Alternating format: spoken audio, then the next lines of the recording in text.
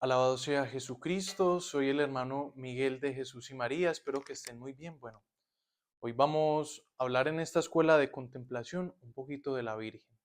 Pero antes de empezar a dar el contexto de por qué vamos a hablar de la Virgen en medio de este año sanjuanista, en medio de tantas cosas que celebramos en el Carmelo en torno al Santo Padre, bueno, pues antes de todo esto vamos a orar. Vamos a entregarle al Señor Jesús, a la Santísima Virgen María, este momento, este compartir, esta enseñanza. Vamos a pedirle al Espíritu Santo que en nuestro corazón, en este momento, se dilate, se ensanche ese rincón, esa área que necesita el amor de la Virgen María. Vamos a pedirle al Espíritu Santo que nos permita hoy entender de una manera especial y diferente la maternidad de María. Vamos a pedirle al Espíritu Santo que en este día nos llene de su gracia y de su bendición, que nos regale una nueva mirada respecto a María, que pasemos de la simple devoción a la entrega total a Nuestra Señora. Todo lo que se le confía a ella es protegido, es cuidado, es suavizado. Así que Espíritu Santo, inspíranos un amor renovado por María.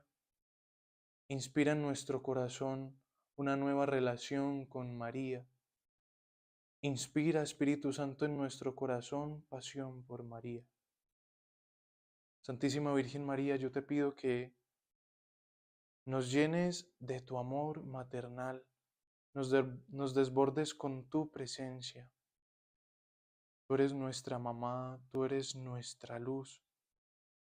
Santísima Virgen María, yo te pido que llegues a los lugares donde están viendo esta escuela de contemplación y llenes a cada una de estas personas de tu presencia, de tu fragancia, de tu suavidad, de tu ternura, de tu bondad. María, hoy te miramos a ti, hoy miramos atentos tus ojos misericordiosos. María, a ti suspiramos, como decimos en la salve, gimiendo y llorando, porque tú eres nuestra esperanza.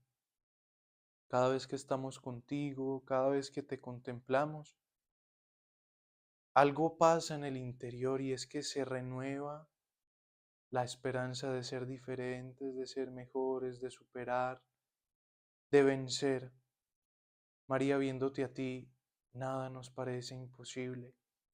Por eso bendícenos, acompáñanos, derrama tu gracia y todo tu amor maternal y especial. Amén. En el nombre del Padre, del Hijo, del Espíritu Santo. Amén. Bueno, hermanos, entonces como les decía al principio, soy Miguel de Jesús y María, carmelita contemplativo, muy felizmente carmelita contemplativo, y también pues muy feliz de compartir con ustedes este día la escuela de contemplación. Hablábamos rápidamente de que veníamos manejando una estructura, unos temas muy relacionados a San Juan de la Cruz. Entonces, San Juan de la Cruz y el sufrimiento, San Juan de la Cruz y el camino de sanación, San Juan de la Cruz y la Virgen María, y vamos a hacer un pare con San Juan de la Cruz, lo vamos a dejar descansar. Resulta que este año para el Carmelo es un año muy especial. Tenemos el jubileo sanjuanista, los 300 años de la canonización de San Juan de la Cruz y 100 años de su doctorado, pero también tenemos otro jubileo, son los 775 años de la entrega de la Virgen María del escapulario a San Simón Stock. Ahorita vamos a desarrollar un poco, pues, por qué es tan especial esto para nosotros los carmelitas. Pero les quería decir que estamos haciendo este pare para centrarnos en Nuestra Señora, para darnos cuenta del amor tan grande que ella tiene sobre nosotros los carmelitas. Y cuando digo carmelitas, no me refiero a los carmelitas descalzos, a las carmelitas descalzas, a los carmelitas contemplativos, no. Me refiero también a todos los que en su día a día, en su carro tienen un escapulario, una imagencita de la Virgen, los que con amor portan el escapulario, los que en este momento, en estos días le han hecho la novena. Me refiero también a todas esas señoras que con orgullo hacen un altar el 16 de julio para Nuestra Señora. Bueno, me refiero a todos los que se acogen a su protección. Todos los que usan el escapulario son carmelitas. Es decir, son pertenencia de la Virgen del Carmen, porque el escapulario es signo de consagración. Y ahorita nos vamos a detener en eso. Bueno, también pues decirles que estamos muy felices como comunidad, pues porque estamos en el marco de la novena Nuestra Señora del Carmen. Ya el próximo 16 de julio es la gran solemnidad de Nuestra Señora. Entonces también por eso, dentro de la escuela de contemplación, queríamos hacer un alto con San Juan de la Cruz para centrarnos en Nuestra Señora. Y bueno, pues hasta ahí un poco la introducción de por qué hoy vamos a hablar de la Virgen, por qué hemos parado con San Juan de la Cruz y vamos a entrar un poco en materia. Les decía que el escapulario fue entregado por la Virgen María en 1251 a San Simón Stock, el general de la orden. ¿Cómo así que el general? El encargado, el presidente, palabras más nuestras, del Carmelo en esa época. Celebramos entonces la aparición de la Virgen a este santo y la entrega del santo escapulario. Pero la relación del Carmelo con la Virgen María no surge con San Simón General, no surge con San Simón Stock, surge muchos años atrás. Vamos a primero a ver la parte espiritual y luego la parte un poco más histórica. En cuanto a la parte espiritual, ¿cómo aparece la Virgen María en los carmelitas? Hay que remontarnos a los primeros visos de la orden, hay que remontarnos a los primeros atisbos de esa comunidad de carmelitas. Y para remontarnos como a estos carmelitas primitivos, pues tenemos que hablar del profeta Elías, del profeta San Elías, que la historia, la tradición del Carmelo lo reconoce como su santo inspirador. Incluso los primeros carmelitas, cuando ya se empezaron como a constitucionalizar más, cuando empezaron ya a estructurarse más, reconocieron como padre fundador a Elías, pero pues históricamente no se puede demostrar a ciencia cierta que Elías haya dicho, bueno, vamos a fundar una comunidad, no. Pero los carmelitas toman su espíritu, su inspiración, su dinámica de Elías. Y Elías pues tiene un encuentro con la Virgen. Estos primeros carmelitas hablan de un encuentro entre Elías y la Virgen María.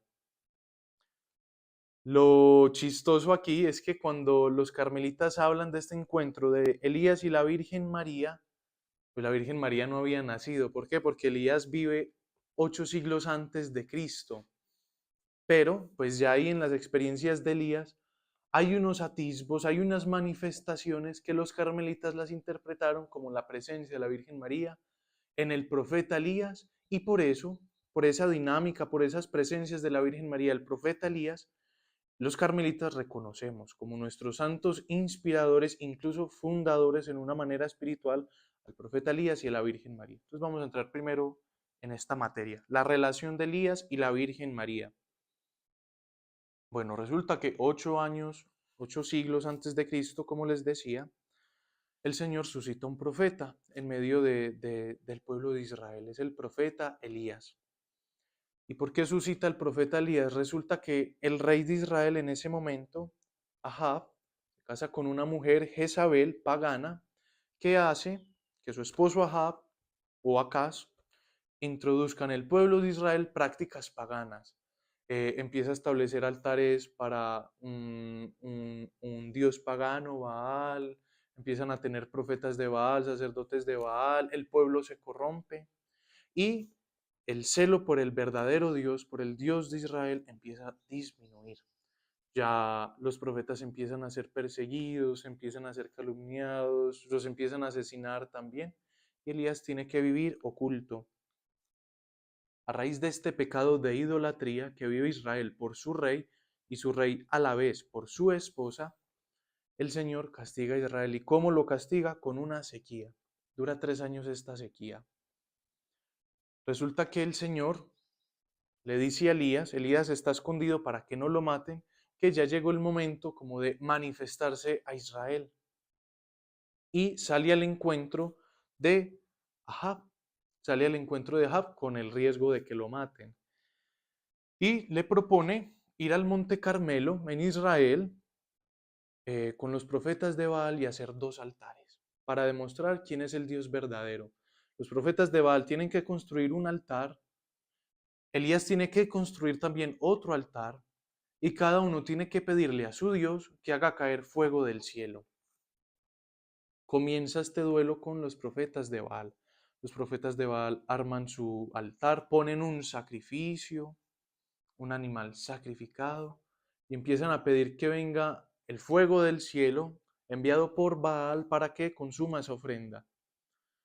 Empiezan a hacer sus invocaciones, dice el texto de Reyes, esto está en Segunda de Reyes, capítulo 18, que empiezan incluso a entrar en trance estos profetas de Baal, empiezan a hacerse laceraciones y no pasa absolutamente nada. Elías ve esto y les dice, griten más fuerte que parece que su Dios está dormido, griten más fuerte que parece que no los oye.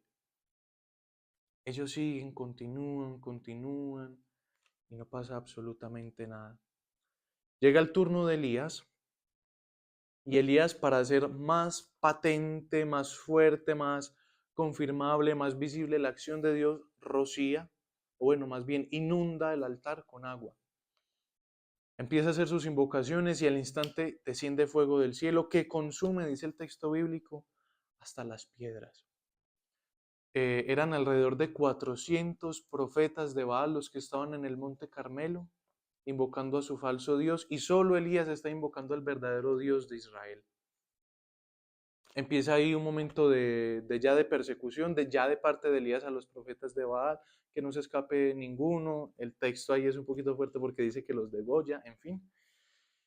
Y después de esto Elías queda en el monte Carmelo en una cueva. Todavía hay sequía, todavía está el castigo. Y le dice a un joven que vive con él que suba 7 veces a la cima del monte Carmelo y que divise. Entonces sube una primera vez el siervo de Elías y pregunta a Elías, ¿qué ves? Nada. Segunda vez, ¿qué ves? Nada. Listo, termina de subir las veces que te dije.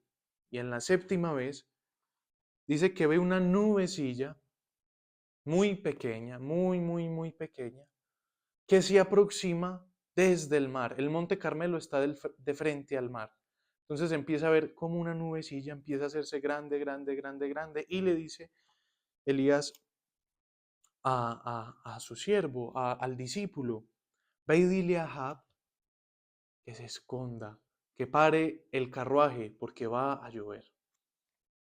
En este relato, en esto que les acabo de escribir, el Carmelo ve el primer encuentro de Elías con la Virgen María, aunque la Virgen María no había nacido. Es una figura de la Virgen María, es un atisbo, es una señal de que va a venir una nubecilla que va a traer una lluvia que va a acabar con la sequía del mundo. Entonces dicen que incluso la primera aparición mariana se dio antes de que la Virgen naciera y fue con el profeta Elías. Este pasaje es muy importante para nosotros los carmelitas porque aquí vemos como el encuentro de nuestros dos santos inspiradores, porque aquí vemos también la razón de ser del Carmelo. Es simplemente estar en la montaña santa, estar en el Carmelo, y ya me refiero a un sentido espiritual, divisando y clamando por el fin de la sequía del mundo, por el fin de la sequía en los corazones, en las familias. Y como signo de que esa sequía va a acabar, de que va a llegar la lluvia, que es nuestro Señor Jesucristo, que es el Espíritu Santo, nos dan como señal una nube, una pequeña nube. Esa pequeña nube es la Virgen María. Los carmelitas entonces con esta conciencia viven su espiritualidad entregados a Nuestra Señora, expectantes de esa nubecilla que venga a traer el agua fresca que refresque sus corazones. Los carmelitas entonces fueron unos hombres que vivieron en el Monte Carmelo tratando de seguir el estilo de vida del profeta Elías. Va pasando el tiempo, llega nuestro Señor Jesucristo, ya cristianos se van a vivir al Monte Carmelo y empiezan también a vivir del espíritu de Elías, del espíritu que el profeta Elías deja en el Monte Carmelo. Y ya con esta conciencia, pues lo que veníamos hablando, unen la conciencia de la manifestación de la Virgen María por medio de esta nubecilla en este lugar. ¿Y qué empieza a pasar? Que la vida de estos carmelitas empieza a centrar en Nuestra Señora. Y ahí viene un título muy lindo que le dan los carmelitas a la Virgen y es fundadora del Carmelo. ¿Por qué es fundadora del Carmelo? Bueno, ya les acabo de contar el relato de Elías. También porque la tradición carmelitana, ya de los primeros carmelitas que conocemos oficialmente, hacia el siglo XII y XIII, empiezan a hablar de que muy probablemente la Virgen María fue varias veces al Carmelo a compartir con los que vivían del espíritu de Elías de una manera ermitaña. Verdad histórica es probable, es improbable, pues no lo podremos decir con certeza, pero el Monte Carmelo sí está muy cerca a Nazaret y la tradición carmelitana pues lo sustenta muy bien. Entonces podemos hablar que en estas posibles visitas de la Virgen María, los carmelitas empiezan a ver una fundadora y empiezan a vivir de una manera muy entrañable la relación con Nuestra Señora. Resulta que hay un patriarca, un obispo en Jerusalén que le dice a los carmelitas, bueno, ustedes llevan mucho tiempo viviendo en el Monte Carmelo, pero ustedes no están jerarquizados, ustedes no tienen una estructura, no siguen una regla como las demás comunidades que en ese momento habían en la iglesia, entonces yo les voy a dar una. San Alberto de Jerusalén le da a los carmelitas su estilo de vida en el siglo XIII. Les entrega como una constitución, unas reglas, unos parámetros que nosotros lo conocemos como la regla. Y ahí dice algo muy importante, que la comunidad de los carmelitas tiene que tener un oratorio donde se reúnan para la oración y que ese oratorio tiene que estar situado en la mitad de toda la estructura que habían desarrollado ellos para vivir. Resulta que este monasterio en el centro construye su capilla y esa capilla la dedican a la Virgen María. ¿Y qué implica una dedicación a la Virgen María de una capilla en el siglo XII, perdón, en el siglo XIII? Implica que todos los que vayan a esa capilla, que todos los que cuiden de esa capilla, tienen que dedicarse de una manera exclusiva al servicio del santo al que está consagrado esa capilla. Es decir, tienen que dedicar su vida a la Virgen María. Tienen que volverse esclavos de la Virgen María. Y ahí surge algo muy lindo y es que la iglesia siempre ha reconocido al Carmelo como la comunidad mariana, como la comunidad por antonomasia, decía un texto que leía en estos días, de la Virgen María. ¿Por qué? Porque ya cuando se empezaron a formar fuertemente, cuando se empezaron a estructurar desde el principio, la Virgen María fue fundamental. O sea, no fue algo que fue surgiendo por medio de la devoción, no, desde el principio la Virgen María puso su sello y desde el principio los carmelitas han vivido en obsequio de María. La regla, en sus primeras líneas, habla de que los carmelitas viven en obsequio de María, de Jesucristo. A medida que se va desarrollando esta espiritualidad mariana, dicen, los carmelitas también vivimos en obsequio de María. Entonces María se convierte también en el centro de la espiritualidad de los carmelitas. Y empiezan ellos a experimentar una cercanía muy linda de la Virgen. Empiezan a verla como hermana. Nosotros escuchamos que María es nuestra madre, que María es nuestra protectora, que María es nuestra defensa, nuestro escudo. Y los carmelitas sabían todo esto, pero empiezan a buscar imitar la vida de la Virgen y se dan cuenta que ella es perfectamente imitable, que ella es una hermana mayor que nos da ejemplo. Y por eso el título oficial, el nombre oficial de El Carmelo es Hermanos de la Bienaventurada Virgen María del Monte Carmelo. Los carmelitas entonces van desarrollando su vida en el Monte Carmelo al servicio de la Virgen, en esclavitud hacia ella. Llega el momento de la invasión musulmana.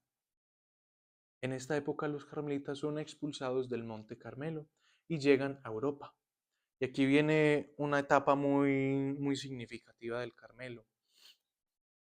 Entonces llegan a Europa con un estilo de vida muy diferente al estilo del monacato europeo, con un nombre muy raro. ¿Cómo así que ustedes son hermanos de la Virgen? Decía la iglesia, venga, explíquennos eso. Ustedes son una comunidad muy rara.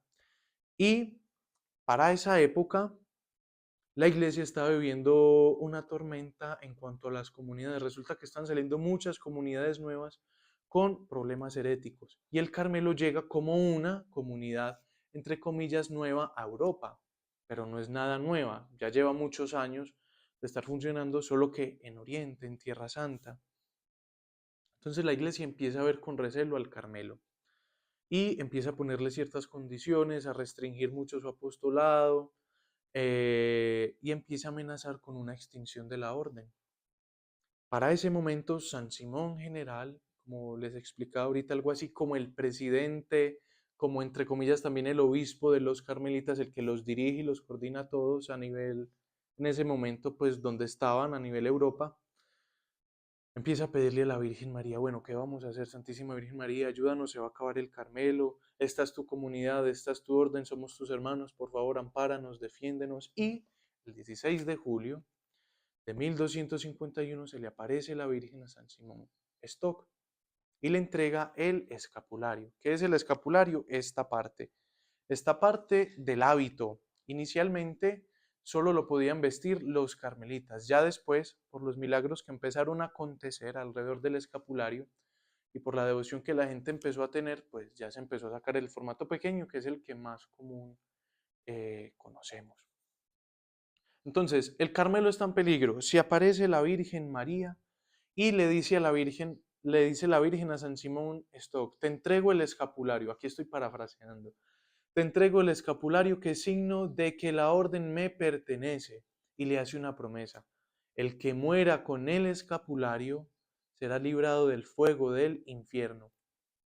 Cuando San Simón recibe el escapulario, ese mismo día va a visitar un enfermo que está en peligro de muerte y está obstinado y no quiere morir en paz con el Señor, con la iglesia, está renegando, está viendo cosas muy fuertes, un panorama muy desolador. San Simón pone el escapulario y al instante hay un acto de contrición de parte del enfermo y empiezan a suceder muchos milagros.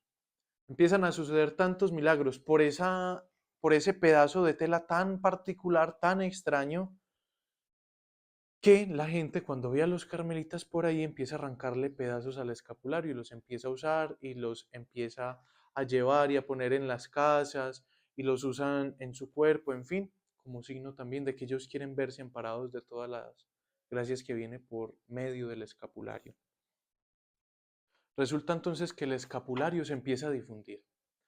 La gente empieza a conocer sus milagros, sus maravillas, empiezan a haber muchísimos testimonios y la iglesia empieza a bendecir con muchas bendiciones, indulgencias y gracias el uso del escapulario. Hay un papa, el Papa Juan XXII, él recibió una aparición de la Virgen María, confirmando muchas cosas que ya le habían pasado a San Simón General. Entonces vuelve a confirmar que el escapulario es un signo de consagración y pertenencia a la Virgen.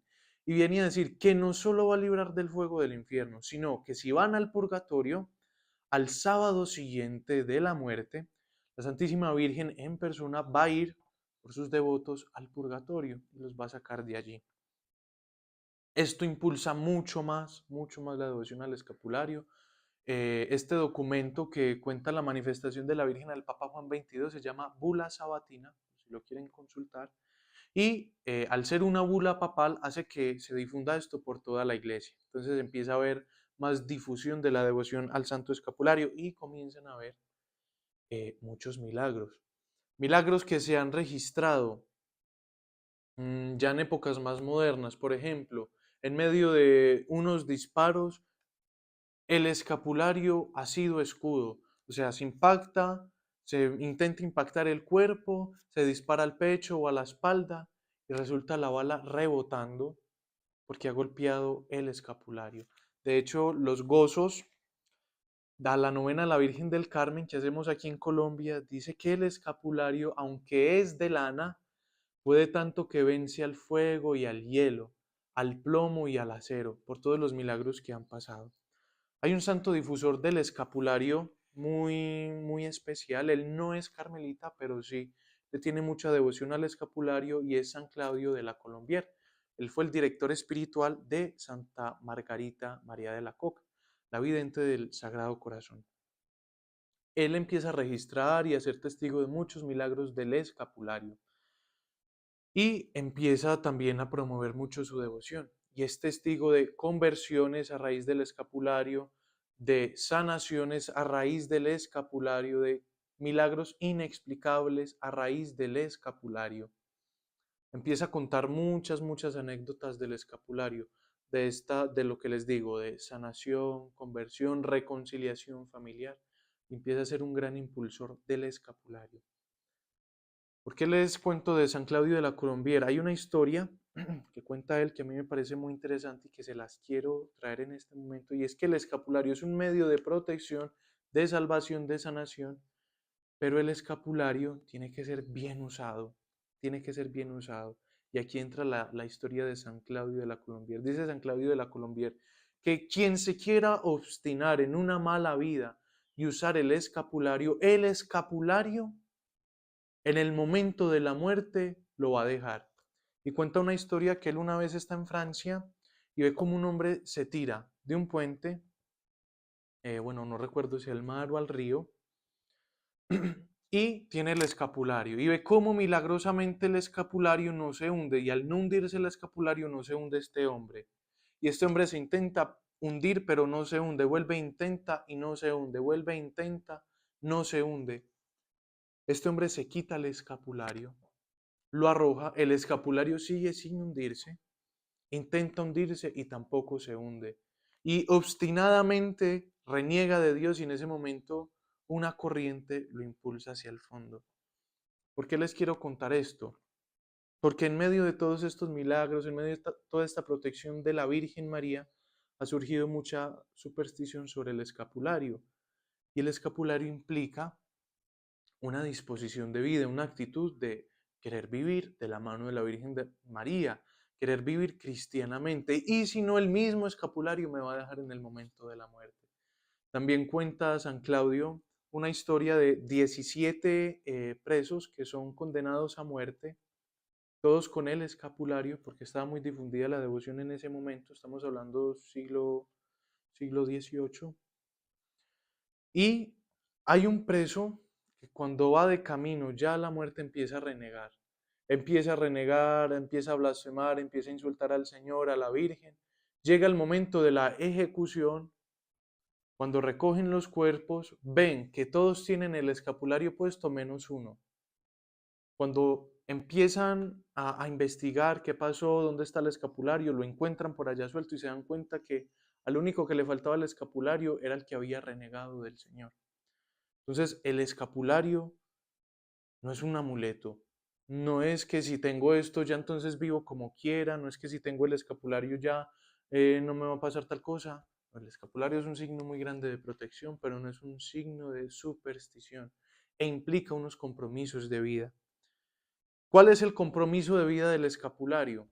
Es muy sencillo. Vivir de la mano de María.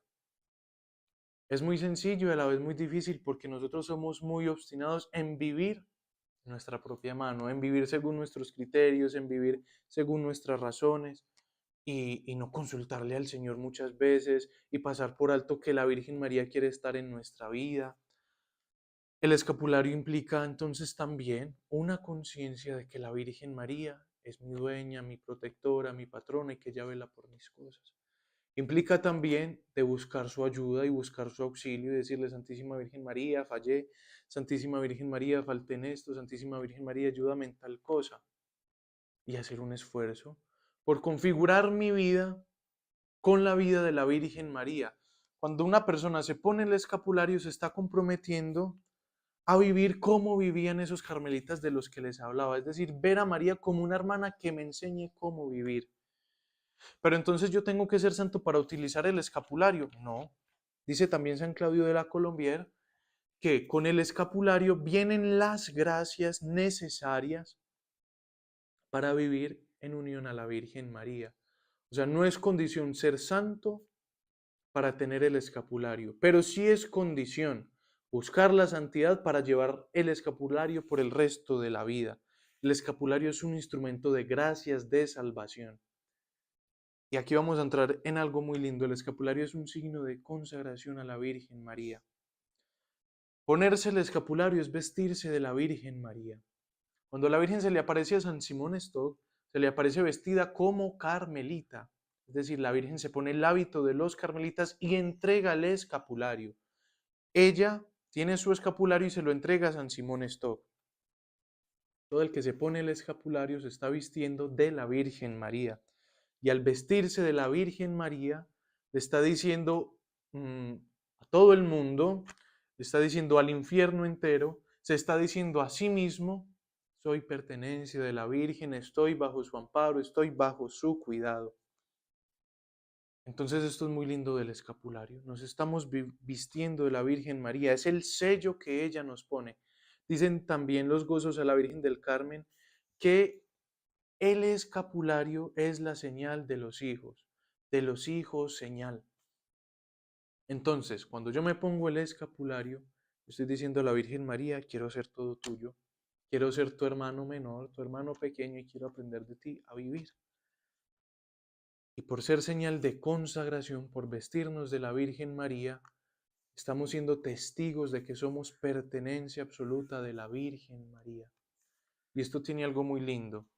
Resulta que nosotros tenemos tres enemigos. O sea, nosotros todos los días, a cada instante, luchamos con tres enemigos. El primero, el mundo, el demonio y todas sus fuerzas y todo el infierno, y la carne.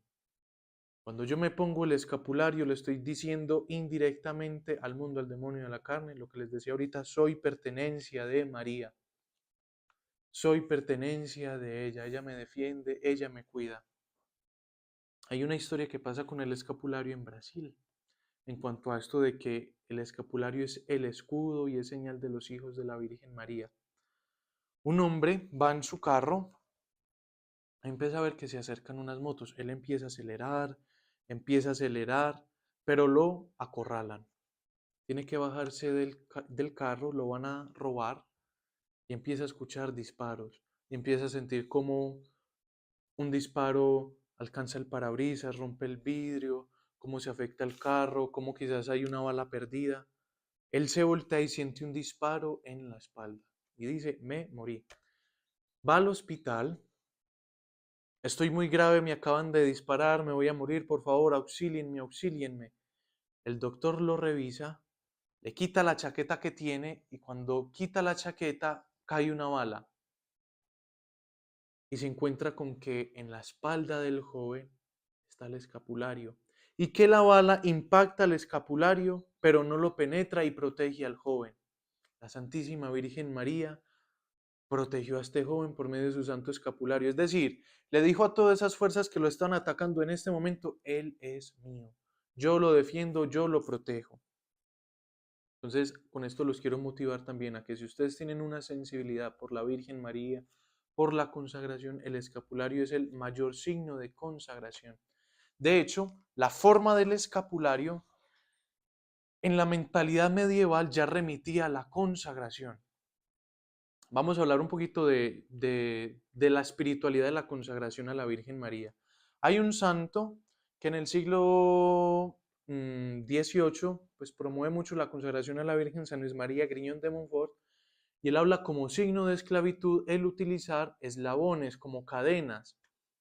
Y eso es lo que hemos venido haciendo pues desde San Luis María Griñón de Montfort para acá, los que nos hemos adherido de una manera especial a la consagración a la Virgen. Pero antes de esto, los esclavos tenían un pequeño peto que cubría el pecho y la espalda del el esclavo y indicaba este pequeño peto a quién pertenecían, quién era su amo, qué hacían, era como su carne de identificación. Entonces, antes de que existieran las cadenillas, antes de que nos propusieran las cadenillas como signo de consagración a la Virgen, el escapulario era el signo de pertenencia y de esclavitud mariana. Entonces, los quiero invitar a que si ustedes no usan el escapulario y son consagrados a la Virgen, pues también lo usen, ya que es un signo de pertenencia. Por ser un signo de pertenencia a la Virgen María, hay un odio satánico. Satanás detesta que usemos el escapulario. ¿Por qué? Resulta que cuando Satanás ve a alguien con el escapulario, ve a alguien vestido de la Virgen María. Y la Virgen María descoloca a Satanás. Si ustedes quieren defenderse de las artimañas, de las mentiras, de las tentaciones, de los ataques del demonio, usen el escapulario. Y si la persona que usa el escapulario imita a la Virgen María, va a confundir a Satanás, porque entonces cuando Satanás llegue a donde una persona que vive la espiritualidad mariana, que usa el escapulario, dice, este está vestido de la Virgen María y vive de tal manera que yo ya no sé si este es el que venía a tentar o es la Virgen María.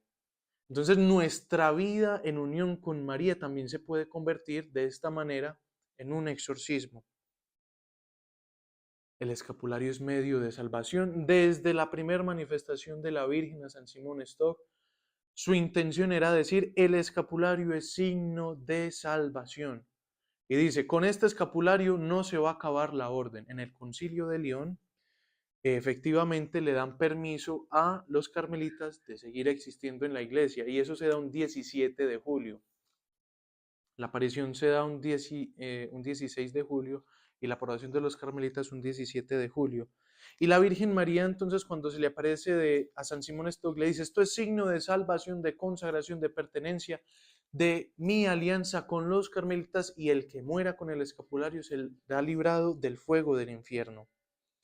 Ahora, por último, quiero hablarles de algo que nos encomienda la Virgen María, los que usamos el escapulario. El escapulario, como es signo de consagración, nos implica vivir en María, vivir cómo haría la Virgen María tal cosa, cómo respondería la Virgen María en tal situación. María, ayúdame a afrontar tal dificultad. María, quiero compartir esta alegría contigo. Es vivir en María, vivir por María hago esto, por María hago aquello, por María soporto esto, para que ella cada vez me haga semejante a su Hijo Jesús. Para María, María, yo quiero que mi vida, como hablábamos ahorita, sea en obsequio tuyo. Yo quiero también agradarte como un niño busca agradar a su mamá. Y con María, María, ven a llorar conmigo. María, ven a tener paciencia conmigo. María, ven a reírte conmigo. De esta parte de la consagración de la vida de unión con María es experta Santa Teresita del Niño Jesús. Ahorita al final vamos a compartir la última poesía, unas partes de la última poesía que escribe Teresita, que se llama ¿Por qué te amo, María?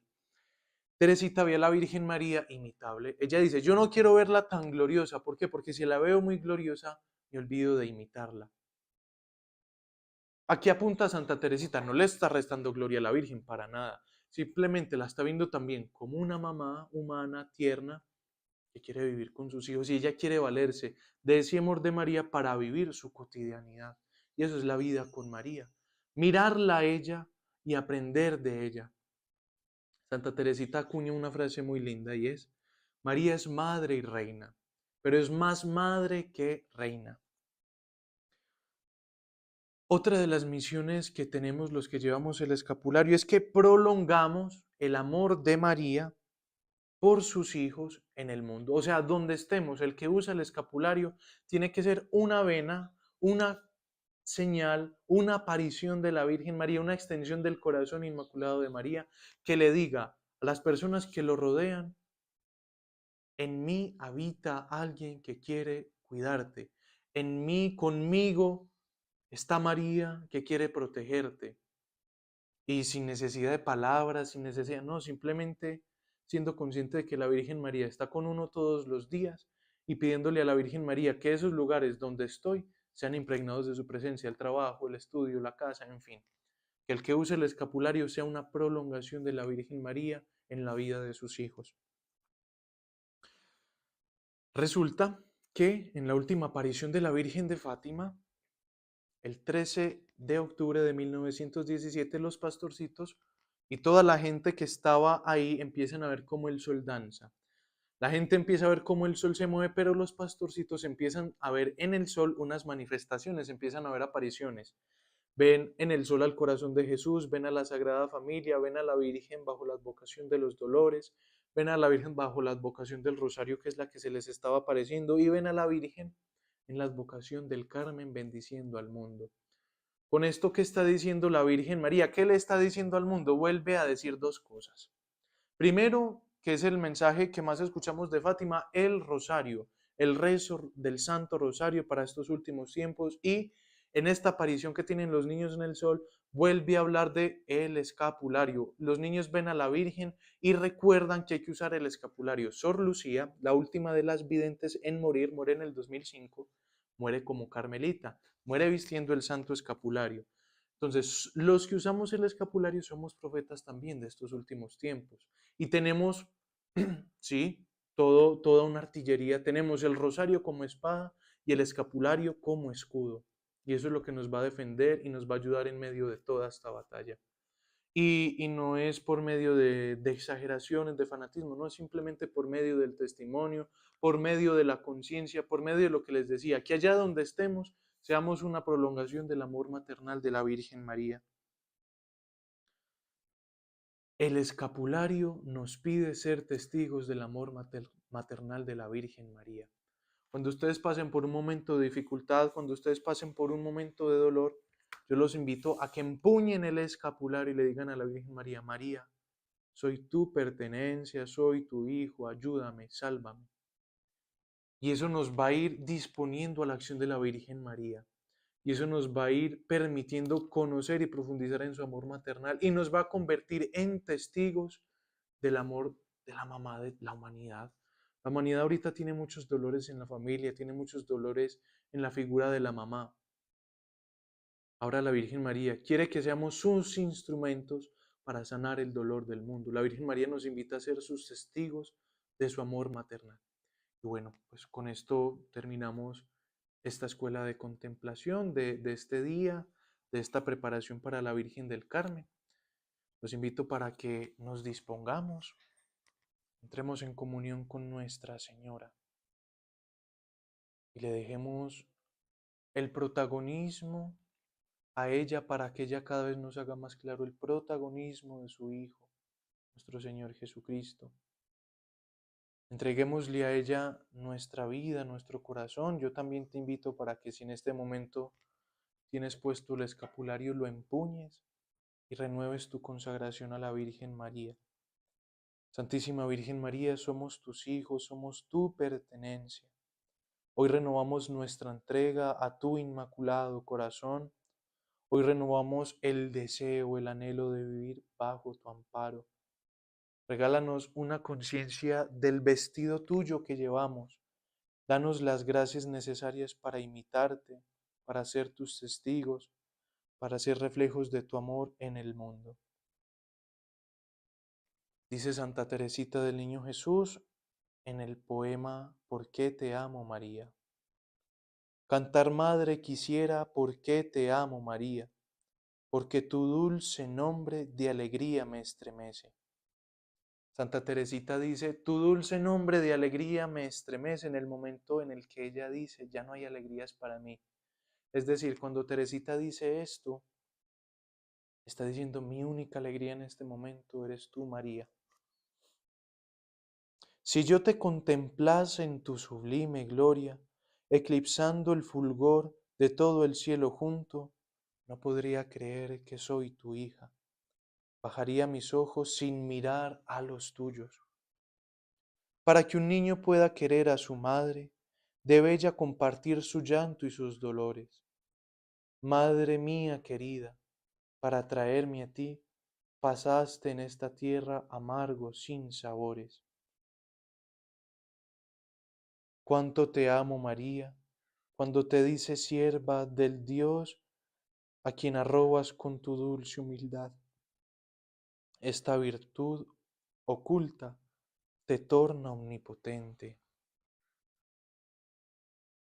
Tú me haces comprender que no es cosa imposible caminar tras tus huellas, oh Reina de los santos. Al practicar tú siempre las virtudes humildes, el camino del cielo dejaste iluminado. Cuánto te amo, María, porque en nuestras riberas has hecho eclosionar a Dios flor humanada. Santísima Virgen María, hoy te queremos contemplar en tu sencillez de mujer nazarena, de mujer hogareña. Y contemplándote, te queremos decir, sé nuestra hermana mayor, que nos guíe, nos enseñe, nos ilumine el camino. Queremos aprender de ti, María, queremos aprender de ti a vivir, a llorar, a reír. Bendícenos, acompáñanos, séllanos con tu amor. Regálanos tu bendición maternal y especial, en el nombre del Padre, del Hijo y del Espíritu Santo. Amén. Bueno, que el Señor y la Virgen los bendigan. Y bueno, que este 16 de julio nos enamoremos mucho de Nuestra Señora.